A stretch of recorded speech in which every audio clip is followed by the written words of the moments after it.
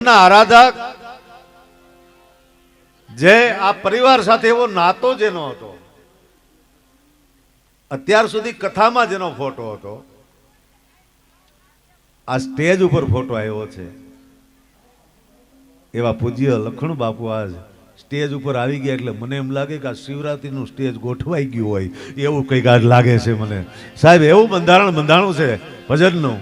હા, બાકી સુરતમાં ક્યાં ભજન થાય સાહેબ? હા, તાલ માલ ને તાહેરો એકલા વાહે હાલે એવું. હા, પણ કઈક એવું સાહેબ, કારણ કે એનો આત્મા આજ અહીંયા આવીને આજ બિરાજમાન છે સ્ટેજ ઉપર લખણ બાપુનું, એટલે આજ ભજનનું બંધારણ થયું. બાકી આજ આ ત્રીજો પ્રોગ્રામ છે સાહેબ, આવું ભજન થયું નથી. અને હું એમ નથી કહેતો બીજા કલાકાર નથી સારું ગાતા, પણ સાહેબ ખોરાક તમારો હોય ને જો ન મળે, તમને રોટલી ભાવતી હોય, જો રોટલી ન આપે ને બાજરાનો રોટલો થાળી મૂકે ને તો તમને ન મજા આવે સાહેબ. ત્યાં રોટલી હોય તો જ મજા આવે, કારણ કે ભજન છે મારા બાપ આત્માનો ખોરાક છે. આ ભજનની કઈ જેવી તેવી વસ્તુ નથી સાહેબ. એમ વિપુલભાઈ પ્રજાપતિએ બહુ સરસ મજાની ગણપતિ વંદનાથી શરૂઆત કરી છે, અને હજી તો આપણે બહુ આ તો ભજન જ કરવા છે સાહેબ. કારણ કે આજ ત્રણેય એવા છે, કારણ કે આજ જે લેડીઝ કલાકાર એવા છે તમને ભજનની મોજ કરાવે એવા. અને હજી આપણા વિજયદાન છે સાહેબ, કે એકલો જેનો સંતવાણીનો સુર હોય કદાચ ને કરોડનો ઢગલો કરી દે તો બીજું ન ગાય, એવા આજ આપણા વિજયદાન પણ અહીં ઉપસ્થિત છે. એટલે સાહેબ આજ મોજે મોજ જ છે તમારી મારી. હા, ઘડીક વાર ખાલી 2 મિનિટ તમારો સમય લેવો પછી, કારણ કે ઘડીક વાર અમારો દેવાંગને આરામ કરી લે. કારણ કે સંતવાણીમાં તબલું વગાડવું નહીં મુશ્કેલ છે, ઓલામાં ઘડીક વાર આરામે મળે, પણ આમાં તો સાહેબ લય તૂટવી ન જોઈએ, ગાવાવાળાનો શબ્દ તૂટવો ન જોઈએ, અને સુરય ન તૂટવો જોઈએ. એમાં વગાડવું ને બહુ મુસીબત છે. પણ નાની ઉંમરમાં, કારણ કે સાધુનું સંતાન છે, એને તો શીખવાડવું ન પડે મારા બાપ. પણ એમને પણ જોરદાર તાળી બધાઈ લ્યો, આ સંગીતકારોને પણ. હા, એટલે આ ઘડીક વાર શું છે, આ ઘડીક વાર હાલે ત્યાં સુધીમાં આપણે જે કંઈ સાંભળવું, પછી આપણે નિરાતે આ બંધ થાય પછી આપણે વિજયદાને સાંભળવા છે. એટલે કારણ કે પછી કંઈક મજા આવી છે, મને કંઈક મજા આવે, કંઈક આજ કંઈક ભજન સાંભળવાની કંઈક મોજ આવે છે. એટલા માટે 5 મિનિટ ખાલી અમારા ઉસ્તાદ સંગીતકારો આ બધા આરામ કરી લે, ત્યાં સુધી મારે બોલવું છે. કારણ કે આજ મારે દીવાર વચ્ચે નથી બનવું, કારણ કે આવા કલાકારો ભાગ્યે જ ભેગા થાય છે સાહેબ. હા, બાકી તો સુરતમાં એકલા ડાયરા થાય જ છે. વાલા આ તો વાલકનો છે વાણ, એકલું ઈ જ હાલે છે. પણ આ ભજન છે સાહેબ, તમારો મારો આત્માનો ખોરાક છે. જેથી કચ્છનો લાખો ફુલાણી એમ કહેવાય કે કચ્છમાંથી કાઠિયાવાડમાં જઈ અને 22 દિવસ સાધુ સંતોની ઝૂંપડીએ જઈ દાલ બાટી ખાધી, હરિહર કર્યું, અને 22 દિવસ ફર્યા પછી જેથી એમ કહેવાય કે કચ્છનો લાખો ફુલાણી જેથી કચ્છમાં જઈ અને દરબાર ગઢ ભરીને બેઠા હતા, પણ આંખમાંથી આમ દાળ દાળ દાળ આહુડા પડતા હતા, અને પડદો હટાવીને ઠકરાણાની નજર કરી કે ઓહો ઠાકોર થઈને રોવે છે, કચ્છનો ધણી રોવે છે. અને ત્યારે ઠકરાણાએ ખાલી એટલું જ કીધું, ઠાકોર મરદ જેવો મરદ થઈને રોતો હોય નહીં તો માય કાંગલો માણા રોઈ છે, તમે મરદ જેવો મરદ થઈને રોવ છો. અને ત્યારે લાખા ફુલાણી ઠકરાણાને એમ કીધું, ઠકરાણા મારે રાજ દરબારમાં હું પાણી માંગુ તો મને દૂધ મળે, મારે અહીં કોઈ ખાવા પીવાની તકલીફ નથી, પણ ઠકરાણા મેં મનખાને મેં વિગતવાર જાણ્યો નહીં હો. મારું છતે હુંડે છે આ તો દીન દયાળ હાથમે, પછી કોણ જાણે શું કે.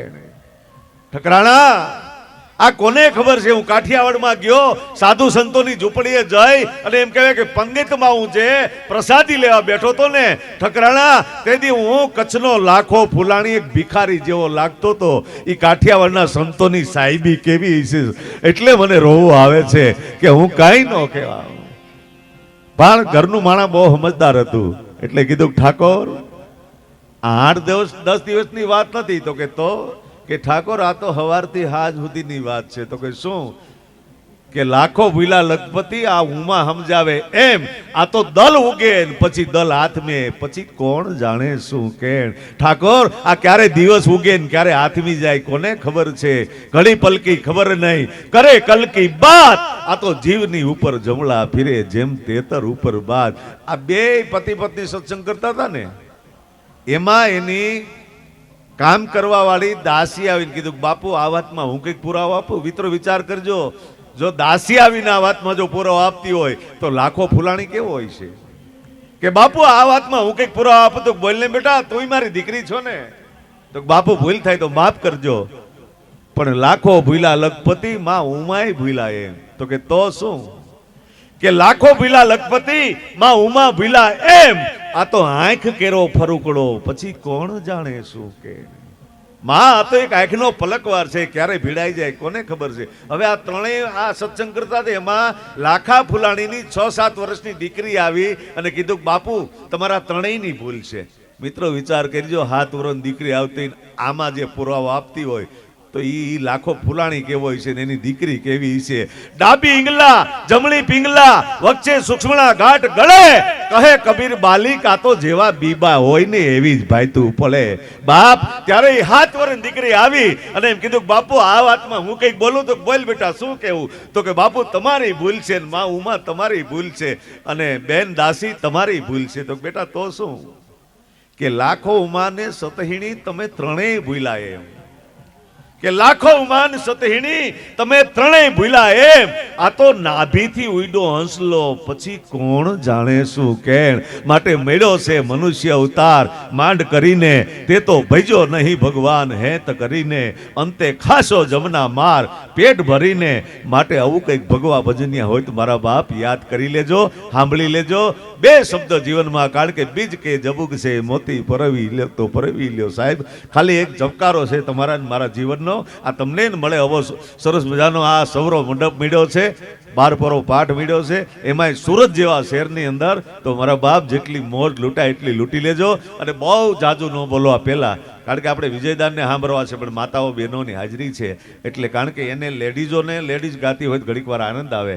એટલે મારે બેન જિગીસાબેન સુરતી, કારણ કે જેના સ્વરની અંદર એક કાઠિયાવાડનો એક સાહેબ માટીનો કણ હોય, એવા જેનો સુરીલું ગળું હોય, એવી ગાયકી હોય, એવી બેન શ્રી જિગીસાબેન સુરતીને મારે વિનંતી કરવી અને બેઠા એટલા જોરદાર તાળી વધાવી લ્યો મારા બાપ.